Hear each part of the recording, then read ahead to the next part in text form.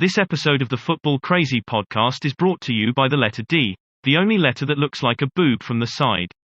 Is football crazy? Is football mad? That football had just taken away the little bit of sense he had. And it would take a dozen servants to wash his clothes and scrub, since Paul became a member of that terrible football club.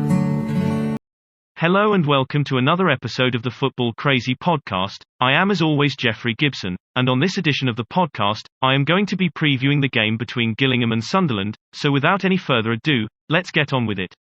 Going into this game, I think it's safe to say that Sunderland are the strong favourites to get all 3 points.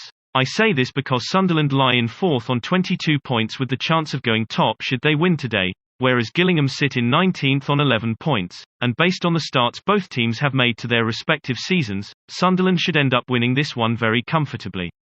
With that being said, there is pressure on both of these teams. Sunderland will feel pressure to win, as Lee Johnson and his team know that a win could send them back to the top, and I think this pressure may get to them, and I say this because Sunderland have lost matches and have been somewhat inconsistent, and I fear that inconsistency may come back and haunt Sunderland, if they are not careful.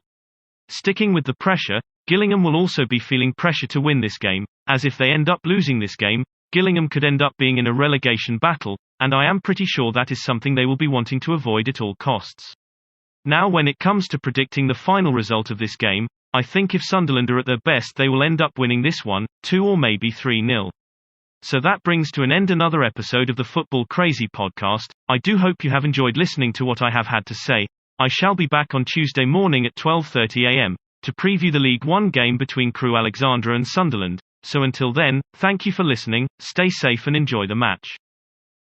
Is football crazy? Is football mad? That football had just taken away the little bit of sense he had. And it would take a dozen servants to wash his clothes and scrub, since Paul became a member of that terrible